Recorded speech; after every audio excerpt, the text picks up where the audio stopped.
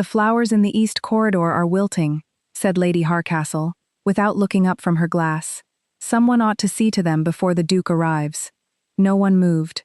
The 47 guests assembled in Thornfield Hall's great drawing-room continued their conversations, their calculated laughter, their precise arrangements of themselves against the candlelight. The flowers in the east corridor were not, strictly speaking, their concern. Margaret Hartwell set down the seating list she had been revising for the third time that evening, walked the length of the corridor, assessed the flowers, white roses, already past their peak when they had been delivered that afternoon, arranged by someone who had not checked the stems before placing them, and returned with a fresh arrangement she had prepared that morning and set aside in the cold store below stairs, precisely because she had known this would happen.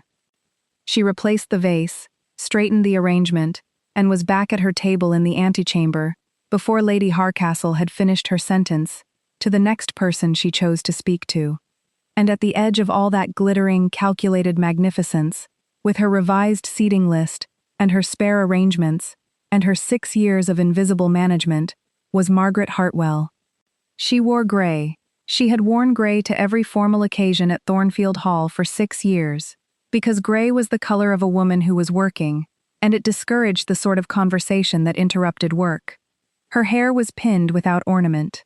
She carried a small notebook in her left hand, and a pencil she had sharpened that morning in her right, and she noticed everything: the candelabra in the west window that was leaning 3 degrees off true, the footman near the door, whose white glove had a faint smudge on the index finger, the precise moment at which Lord Hardcastle's conversation shifted from good-natured to Cutting and his wife across the room, registered the change without appearing to look up. The announced arrival of His Grace, the Duke of Ashford, came at 8 minutes past 9. The room did not erupt. It reorganized. Backs straightened, conversations tilted. 3 women adjusted their positions toward the door with the practiced subtlety of sunflowers tracking light, though the effect was somewhat undercut by their evident coordination. The Duke of Ashford was, by general agreement, the most feared peer in the north of England. Not for cruelty, the gossip insisted, but for something more unsettling than cruelty, a quality of precise attention that made people feel, upon reflection, that they had been assessed and found wanting before they had opened their mouths. He came through the door as though completing a calculation, tall, dark-coated, with none of the decorative flourishes that the younger men in the room favored. He wore authority the way the room's older furniture wore its patina, without effort, without display, simply as the result of time and quality and use. He did not smile. He did not survey the room with the satisfaction of a man who expected admiration. He looked, instead, as someone looks when they are checking that a thing has been done correctly. His gaze moved across the assembled company with measured precision. It stopped, for the duration of exactly 1 breath, on the woman in grey at the antechamber table. Then it moved on. Margaret recorded the time of his arrival in her notebook, 9:08, and returned to the seating list. She did not count on the fact that he had looked. She had learned not to count on things that merely looked like recognition. Margaret Hartwell had come to Thornfield Hall in the autumn of 1841, when she was 23, the unmarried eldest daughter of a man who had died of a fever in April and left behind, in addition to genuine grief and a modest house in Harrogate, a set of accounts that bore no relation to any financial reality Margaret had been told to expect. Her father had been a good man. He had not been a careful one. He had borrowed, in the last 4 years of his life, against the expectation of a wool contract that had not materialized, from a creditor named Josiah Premble, whose patience was genuine only insofar as the interest he was charging made patience profitable. When Margaret sat down with the estate papers 3 days after the funeral, because someone had to, and her mother was too ill with grief to stand, and her younger sister Eleanor was 17 and frightened, she found that her father had owed £940, and that the house, without the contract income, would not service the debt within any time frame Mr. Premble was prepared to accept. She had sat with those papers for 4 hours. She had pressed one hand briefly against the writing table's edge, and stayed there until the initial vertigo of the number passed, and she could see the problem clearly, rather than just its size. Then she had written 3 letters, one to Mr. Premble, proposing a revised schedule of payments, and offering the furniture in the front parlor as immediate collateral to demonstrate good faith. One to her father's wool merchant contact in Leeds, requesting an urgent meeting to discuss whether any portion of the anticipated contract could be salvaged or reassigned. One to her father's old friend, Mr. Everard Linton, a retired solicitor in York, asking plainly whether there was any legal mechanism she had missed. Mr. Premble accepted the furniture. The Leeds merchant could not help her. The contract had been contingent on a personal relationship, and personal relationships, he was sorry to say, did not transfer to daughters. Mr. Linton came himself. He was 71, slow on his feet, and sharper than anyone in that house had any right to expect at a moment of emergency.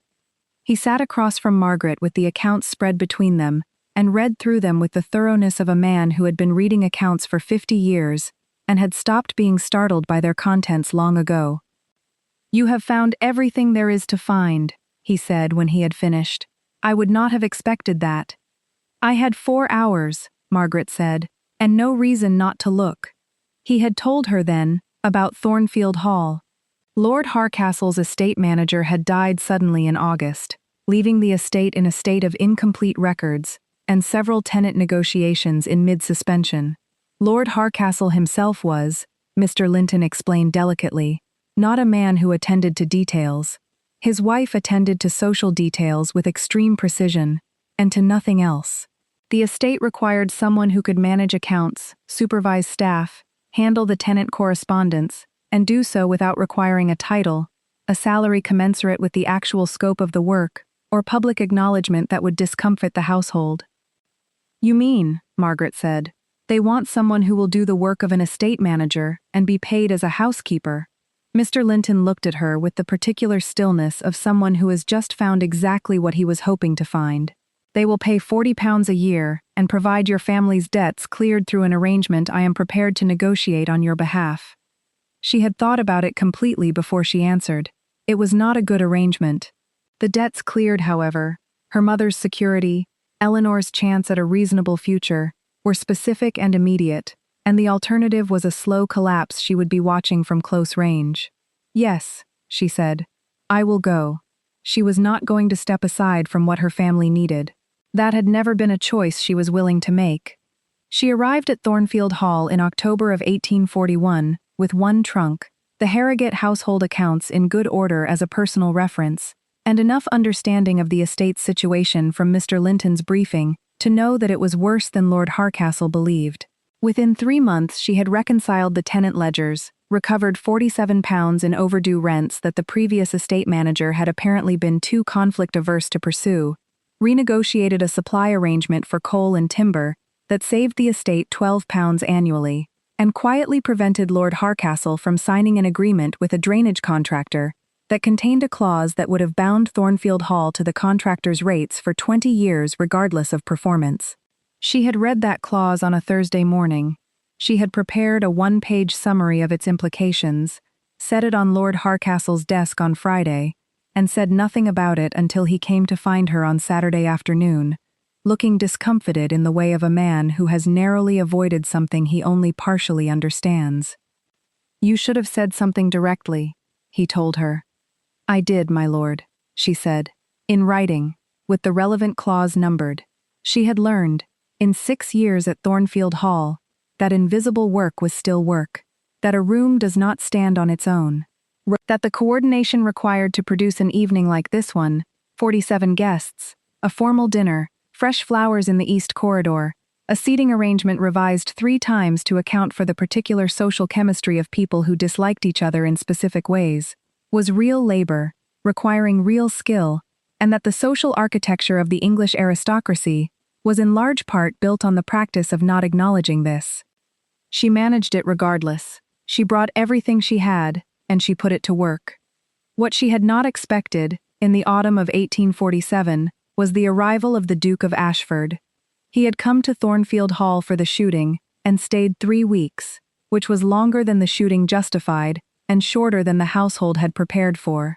Margaret had known he was coming. She had been the one to prepare the rooms, review the staff assignments, and quietly confirm with Mrs. Aldgate, the housekeeper, that the Duke's preferences regarding temperature, dining hours, and the treatment of his personal correspondence were observed without needing to be communicated to him directly. What she had not known, until she saw it, was the quality of his attention. He was 42 years old. He had inherited the dukedom of Ashford at 28, when his father died, and his mother, who had, by all accounts, been the genuine intelligence behind the estate's management for 30 years, had followed within the year. He had run the Ashford estate since then, alone, without remarrying, without producing an heir, and without, as far as the county could determine, caring very much about what anyone thought of any of these arrangements. He had earned his reputation for coldness.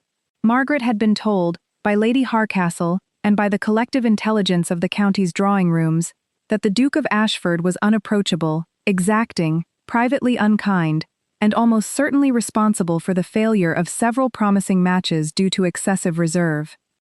She had found, reviewing these opinions against the evidence of 3 days' observation, that they were wrong about most of it. He was exacting. That was accurate. He left the Ashford household accounts, which he had brought with him in a leather case, and which he reviewed each morning in the library before the household was fully risen, in a state of precise order that no one who was primarily performing the role of conscientious peer would have bothered to maintain. She had seen the case open on the library table on the second morning, when she had gone in at 6 to check the fire, and she had not been able to stop herself from reading 3 lines of the visible page. The entries were quarterly and detailed, and cross-referenced with marginal notes, in a hand that was controlled and rapid, and showed evidence of having been made in real time, not transcribed afterward.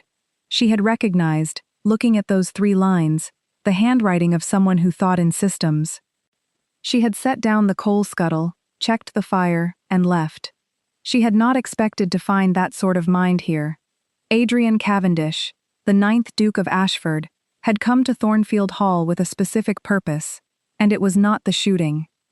He had received a report, 6 weeks earlier, from a man named James Sefton, an investigator he retained for estate research, regarding the management of Lord Harcastle's estate over the past 6 years.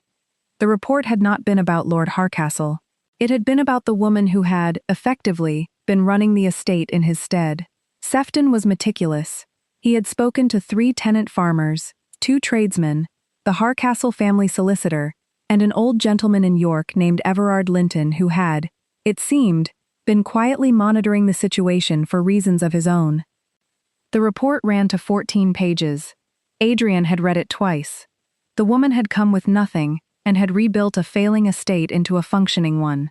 She had done it without title, without recognition, and without, as far as Sefton could determine, a single moment of visible complaint. 29 of the 37 tenant agreements currently in force at Thornfield Hall bore evidence of her revision. The coal and timber arrangement she had renegotiated in 1842 was still saving the estate £12 annually, a small figure in absolute terms, and an extraordinary one relative to the size of the estate and the salary she had been paid to manage it. Sefton had noted, with the particular care he reserved for observations he considered important, that Miss Hartwell was not employed as an estate manager. She was employed as a housekeeper's assistant. She had been doing both jobs, at the housekeeper's salary, for 6 years. Adrian had set the report down and looked at his own accounts for a long time. The Ashford estate was large and well managed, and he had managed it alone for 14 years because he was unwilling to extend the trust required for genuine partnership to someone who had not demonstrated they deserved it. He had seen what happened when that trust was misplaced, had watched his mother extend it to a steward who had been systematically underpaying tenant rents for 8 years, a fact she had discovered 18 months before her death, and which had, he believed, contributed to the exhaustion and grief that had preceded it. He had carried that particular piece of knowledge like armor rusting beneath the coat. It did not weigh less for being old. What he needed was someone who thought in systems, who found the clause on Thursday and put it on the desk on Friday, who kept the East Corridor flowers fresh on the night of a formal dinner because she had anticipated the problem 3 days before it occurred. He had come to Thornfield Hall to see her himself. He was not a man who made consequential decisions on the basis of a report, however thorough. The first evening had been the drawing-room gathering, and he had looked at her for the duration of one breath across the width of the room. She had been revising a list. She had not looked up. The second evening, he had found her in the library at 10:30, after the other guests had dispersed, going through a set of household receipts with the methodical focus of someone who had a specific discrepancy she intended to locate. She looked up when he came in, showed no particular surprise, and returned to the receipts. "I did not mean to interrupt," he said. "You haven't," she said. "I'm looking for a figure that does not match, and I need another 10 minutes to find it." He sat down in the chair on the opposite side of the table. He did not speak. 10 minutes later, she found it, set down her pencil, made a small note in the margin, and looked up. 9 shillings, she said. "The candle supplier has been charging 9 shillings over invoice for 4 months, and recording it as a delivery supplement. There is no supplemental rate in the contract. What will you do with that?" he asked. "Write to the supplier tomorrow morning," she said. "Request the invoice correction and the 4 months difference. Note that the contract does not include a supplemental rate, and that if one is required, it should be negotiated in advance. And if they refuse, then I will find a different candle supplier," she said. "There are 3 in the district. I have their current rates in the file." He did not say anything. He simply stayed in the chair for another quarter of an hour, reading the estate history he had taken from the library shelf, while she completed her work, closed her receipts, and wished him a quiet good evening on her way out. He stood in the corridor for a moment after she left, listening to her footsteps recede toward the housekeeper's wing. He attended the following morning's breakfast an hour earlier than he had on the previous 2 days. He did not explain why. She was already at the table in the antechamber, with the day's household schedule written out and a fresh pot of tea going cold at her elbow, because she had not stopped to drink it. "Your tea has gone cold," he said. She looked at it with mild surprise, as though she had forgotten it was there. "It usually does," she said. "I pour it, and then I don't drink it." "That is a waste of tea," he said. "Yes," she agreed. She picked it up and drank it cold without any further comment. He thought, sitting across from her with his own tea and the morning's newspapers, that he had not been this comfortable in a room with another person in 14 years. That was not something he was prepared to say aloud. He reached for the newspapers instead. By the end of the second week, the household had noticed. Mrs. Aldgate noticed first, because Mrs. Aldgate noticed everything that happened below the social surface of the gathering, and she mentioned it to Margaret, with the particular kindness of a woman who has seen a great deal of life, and does not intend to interfere with it, but feels obligated to prepare you. "His Grace has been in the antechamber 3 mornings running," she said. "He has," said Margaret. "And he asked cook whether you had a preference regarding the breakfast hour." Margaret set down the invoice she had been reviewing. "I see."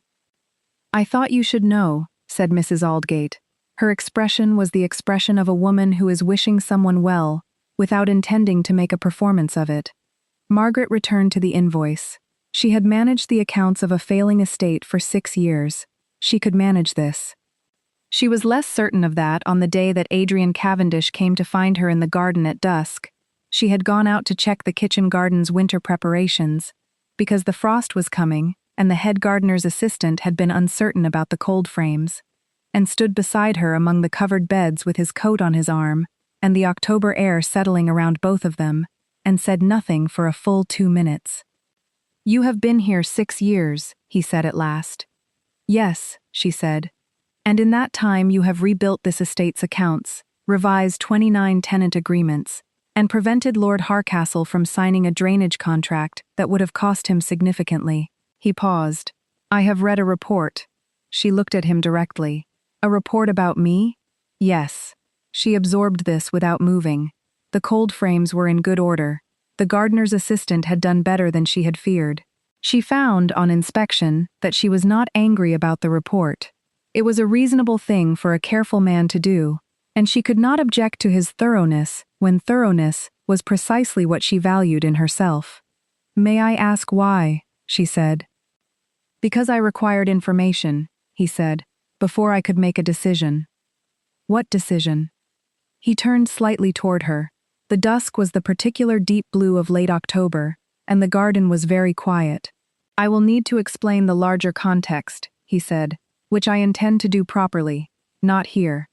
She looked at him with the particular steadiness of a woman who has spent 6 years in rooms full of conversations she was not party to, and has learned to wait for the relevant information. All right, she said. He draped his coat over her shoulders, because the evening had turned cold while they were standing there, and she had not brought one. It was a practical gesture, unhurried, delivered as a matter of course. She wore it for the rest of the time they stood in the garden, and returned it without comment when they went inside. She pressed one hand briefly against the garden gate as she went through it, and did not examine why.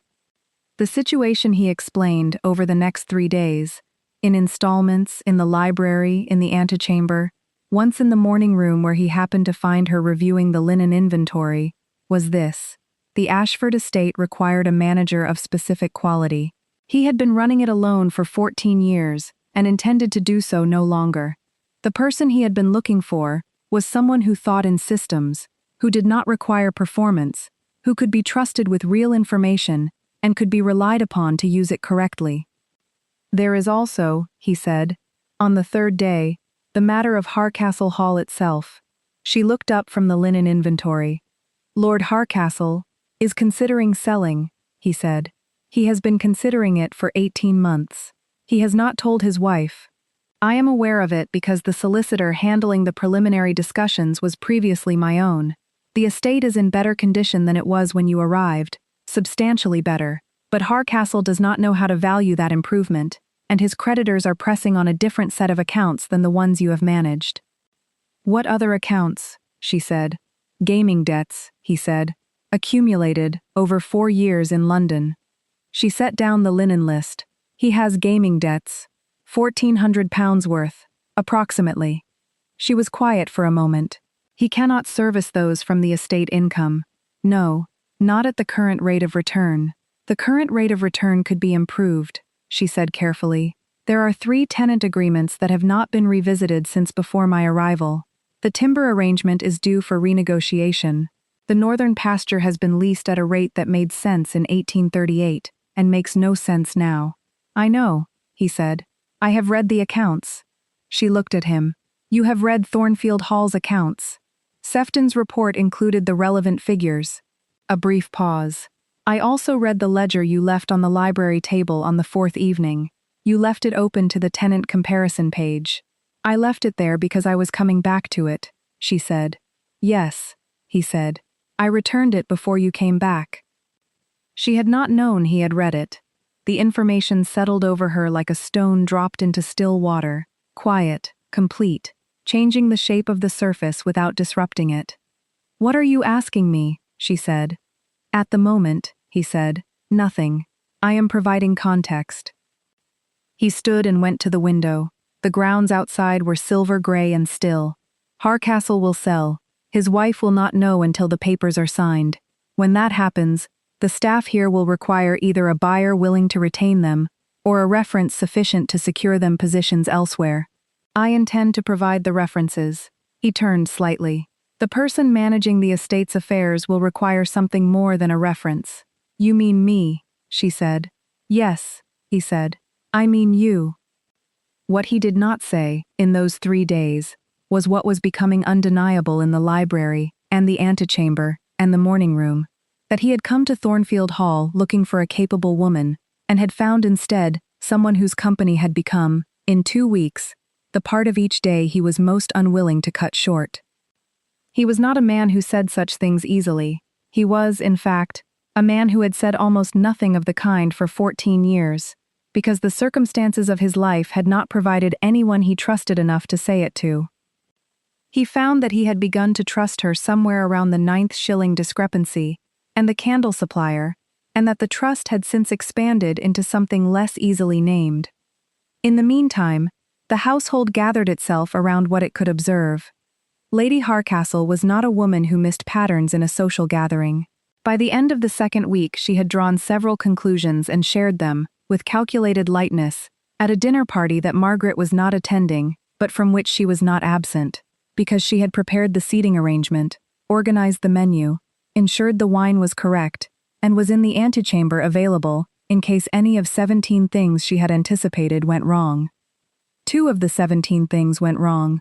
She handled both before they became visible.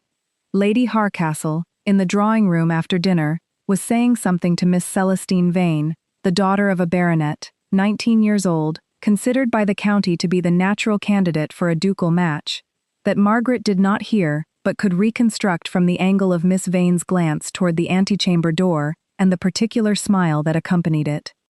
Miss Celestine Vane had been placed at Adrian's right hand at dinner. She was fair, poised, impeccably credentialed, and possessed of the social fluency that came from having been prepared for exactly this purpose since childhood. She was the system made elegantly, expensively flesh. She came to find Margaret in the antechamber the following morning. "Miss Hartwell," she said pleasantly, "I wonder if you might help me with a small difficulty." "Of course," said Margaret. "I am looking for a book I lent to Lady Harcastle last month. I believe it may be in the library. Would you know who to ask?" "I can look now if you like," said Margaret. She had catalogued the library in January of 1843, and updated the catalogue in June of 1847, and knew precisely where every volume was. "That is very kind," said Miss Vane, "though I imagine you have a great many other things demanding your time. The management of a house like this must be quite consuming."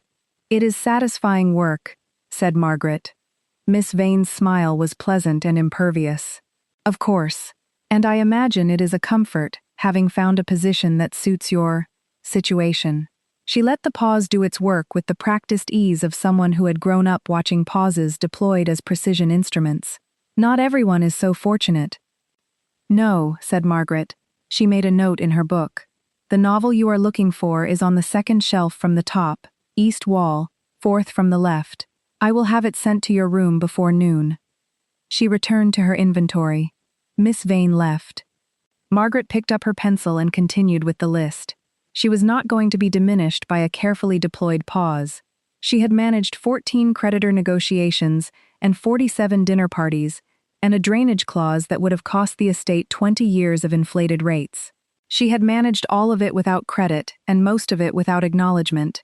She could manage a pleasant smile from a woman who considered her beneath consideration. What she had not managed to prepare herself for was the gathering in the south drawing room on the 14th day, which was not a dinner party, and not a formal occasion, but a social call of the kind that functioned as a gathering of the institutional opposition, the kind where the decisions were made before anyone arrived, and the room existed primarily to confirm them. Lord Harcastle's elder brother, Viscount Prine, arrived without announcement on a Tuesday morning. He was 63 years old, silver-haired, possessed of the specific combination of natural authority and genuine principle that made him the most formidable variety of opposition, not malicious, not simply snobbish, but genuinely convinced that certain structural arrangements existed for reasons that deserved respect. He said as much to Lord Harcastle in the study, in a conversation that Margaret was not present for but that she understood in its outline by 3 in the afternoon, when Lord Harcastle came to find her, with the expression of a man navigating a situation that had grown complicated faster than he had anticipated. "His Grace of Ashford has spoken to me," Lord Harcastle said, carefully, "regarding you." "Has he?" said Margaret. "He has indicated an interest in retaining your services at Ashford Hall." A pause. "In a more formal capacity." Margaret set down the household schedule. A more formal capacity. Lord Harcastle was not a man who communicated with precision under pressure. He communicated with increasing vagueness until the situation resolved itself by other means. "My brother has concerns," he said, "about the appropriateness of such an arrangement." "Your brother has not met me," said Margaret. "He has views," said Lord Harcastle, which was, as far as he was prepared to go. Viscount Prine made his views more explicit at dinner that evening, where he had been seated, by a seating arrangement he had not been the one to devise, at a remove from both Adrian and Margaret that was theoretically appropriate, but spatially insufficient, to prevent him from conducting the conversation he intended to conduct. He addressed it to the table generally, with the authority of a man who does not need to lower his voice to make a point. "The management of a great estate," he said, "is not a matter to be entrusted lightly. The Ashford estate in particular has obligations, social, financial, historical, that require a certain kind of oversight. He reached for his glass. A certain kind of family. The Ashford estate's current management has produced a 7% return improvement over 4 years, said Adrian, from the other end of the table. His tone was the tone of a man reading a fact from a ledger. Viscount Prine looked at him. That is not what I am discussing. I know what you are discussing, said Adrian. I am answering a different point. The point about family. The point about family, said Adrian, is one I am aware of and have considered. He set down his glass. I am also aware of the point about competence, and the point about trust, and the point about what the estate requires from the person responsible for managing it. I have done my research on all of those points. The table was quiet in the way of a table where everyone has suddenly become very interested in their dinner. Margaret looked at her plate, and then, because she was not going to look at her plate, looked at Adrian instead. He looked back at her for a moment, with the measuring attention she had first identified on the night of his arrival. Then he returned to his dinner. Viscount Prine, to his credit, did not pursue the matter further at the table. He pursued it in private, in the study, that evening, and the argument ran for the better part of an hour. Margaret knew this because the study was adjacent to the antechamber, and she was in the antechamber completing the following day's schedule, and the walls of Thornfield Hall were not, in the event, soundproof. She heard enough to understand that Viscount Prine's objections were not contemptible. He genuinely believed that certain structural arrangements existed to protect things worth protecting, that the social architecture of the English aristocracy was not arbitrary but functional, and that disrupting it carried real costs that fell not on the disruptors, but on the institutions and people who depended on the structure's stability. He was not wrong about this in the abstract. He was wrong, in Margaret's assessment, about whether she represented the kind of disruption he was imagining. She heard enough, also, to understand that Adrian had not yielded an inch. She pressed her hand briefly against the antechamber wall and returned to the schedule. The Investor Council came to Ashford Hall 6 weeks later, in December, and Margaret was there, because she had been brought there, invited by Adrian with a specificity that left no room for ambiguity, as the person who would be presenting the Ashford Estates management proposal to the group of 7 men who held significant financial interest in the estate's northern operations. She had been preparing the proposal for 4 weeks. She had requested, through Adrian, access to the estate's accounts for the preceding 5 years, the records of the 3 tenant agreements under review, and the correspondence with the coal and timber suppliers for the preceding decade. All of it had been provided. She had worked through it in the mornings and evenings, cross-referencing and annotating, and had produced a document of 31 pages that addressed the estate's current position, identified 3 areas of recoverable margin, and proposed a revised structure for the northern operations that would, if implemented, improve net return by approximately £400 annually within 18 months. She knew the document was sound. She had checked the figures 11 times. She had asked Mr. Linton, who was 77 now and no longer steady on his feet, but was still sharper than anyone around him, to review the methodology, and he had returned it with 2 comments, both of which she had addressed, and a note that said simply, "This is excellent work." The 7 men gathered in the Ashford Hall council room on a cold December morning were not entirely hostile. 2 of them were openly skeptical. One of them, a Manchester mill owner named Gerald Forsyte, was something worse than skeptical. He was dismissive in the particular way of a man who has decided, before entering a room, that what he will find there does not require his serious attention. He expressed this at the outset, pleasantly, by addressing his opening remarks to Adrian, as though Margaret were not present. "We understand," Forsyte said, "that you have engaged someone to review the northern accounts. I'm sure the review will be useful background for our discussions." "Miss Hartwell will be presenting the review," said Adrian, "and the proposal." Forsyte looked at Margaret for the first time. "Ah," he said. "The person being overlooked in any room is often the person keeping the room standing." Margaret had known this for 6 years. She opened her document and began. She did not argue, she did not charm, she presented. She walked them through the accounts for 1842 to 1847 in enough specific detail that the two skeptics began making notes within 15 minutes. She identified the 3 areas of recoverable margin with the exact figures: £42 in renegotiated coal rates, £94 in revised Northern tenant agreements, £270 in a timber arrangement that had been running at 1839 rates for 8 years and had not been revisited when the market shifted. She showed them the comparison between the Ashford Northern operations' current structure and the revised structure she was proposing, side by side, on page 22 of the document, where the figures were clear enough that they did not require her to explain them. She came to page 27, which addressed the question of oversight, and stopped. The proposal assumes, she said, a management structure in which the accounts and agreements are reviewed quarterly rather than annually, and in which any variation from the negotiated rate is flagged within 30 days rather than carried forward to the annual review. She looked at Forsyth specifically. This is not a novel approach. The Marlow estate in Shropshire has used it since 1839.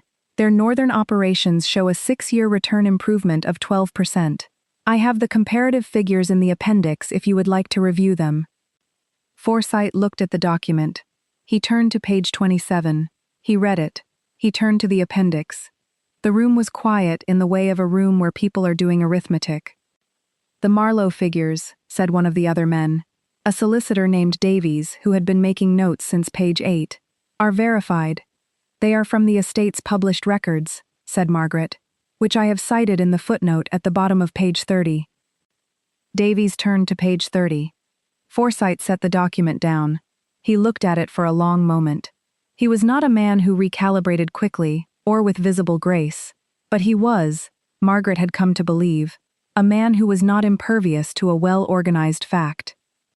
The Northern tenant agreements, he said, the 3 under review. You have the current rates? Page 14, she said. He turned to page 14. The council session ran for 2 hours and 40 minutes. At the end of it, the proposal had been accepted with one modification. Davies had requested a 6-month review period before the full quarterly structure was implemented, and Margaret had agreed, because 6 months was reasonable, and she had anticipated the request, and had already determined it would not affect the outcome materially. She gathered her documents. 5 of the 7 men had spoken to her directly by the end. 2 of them had thanked her. Davies had asked whether she had considered putting the methodology in a form that could be shared with other estate managers in the county. I have thought about it, she said. I have not had time to formalize it. You should, he said. Forsyth was the last to leave. He paused at the door, with his coat on and his case in hand, and looked at the room, the organized documents, the annotated accounts, the footnoted appendix, and then at Margaret with the expression of a man in the process of completing a calculation that is producing a result he had not entered the room expecting. Thorough work, he said. It was not warmth. It was not apology. It was, from Forsyth, the specific acknowledgement of someone who does not give them easily, and Margaret accepted it as what it was. She picked up her documents and returned them to the case. Adrian was waiting in the corridor outside. He did not say anything. He simply stood beside her for a moment, and then, quietly, deliberately, in full view of Davies and the estate's head solicitor, who were still in the corridor gathering their things, he took her hand and held it, not as a social gesture, as a decision. She stood still for a moment with her hand in his, and she thought about what this was, and what it would mean, and whether she was prepared to let it mean it. She looked at him. His expression was not soft. It was the expression of a man who has made a decision and is holding it, which was, she had come to understand, how he communicated everything that mattered to him. I have something to say to you, he said, when there is a moment. There is a moment now, she said. The corridor had cleared. Davies and the solicitor had moved toward the entrance hall. The winter light was flat and cold through the high windows. I intend to ask you to marry me, he said. I am aware that I am in a position where asking carries an implicit pressure. The estate, the situation, the proposal you have just presented in a room full of men who required it to be presented before they could see clearly, and I am aware that any of those circumstances could be mistaken for the reason I am asking. I want to be direct about the fact that they are not the reason." She looked at him. "What is the reason?" "Because," he said, "you read my accounts without being asked, and found 3 things I had missed, and told me what they were without managing how I received the information." He paused. "Because you drank the cold tea. Because you have been the most able person in every room you have entered for 6 years, and you have done your work regardless, and I have no interest in continuing without you." She held his hand for a moment longer, then she said, "Yes." Not immediately, not dramatically. She had thought about it, had been thinking about it, in the patient, unhurried way she thought about anything that mattered, from the evening in the garden with his coat over her shoulders, and she knew her answer and had known it for some time. He kissed her hand, there in the corridor, and it was not a social gesture, and they both knew it. The formal proposal came 3 days later, at dinner, in front of Lord and Lady Harcastle, and Viscount Prine, and Mr. Davies, and the hall staff gathered at the edges of the room, because news of this kind moves through a household like weather coming in. He stood and made his intention known in plain language, and the room changed. Lady Harcastle's expression was the expression of a woman who has been outmaneuvered by an arrangement she failed to anticipate, and who is nonetheless sufficiently intelligent to understand that it is done. Miss Celestine Vane was not present. She had returned to her family's estate the previous week, with a good reference from Lady Harcastle, and, Margaret suspected, a clearer understanding than she had arrived with of the kind of intelligence that does not announce itself. Viscount Prine looked at the room. He looked at Adrian, he looked at Margaret, at the document case she had set beside her chair, at the small notebook in her left hand, at the quality of stillness she held while 20 people registered the fact of her, in a room that had been treating her as furniture for 6 years. He did not stand and object. He was not a small man, and the specific gravity of what he was looking at was not, by then, possible to miss.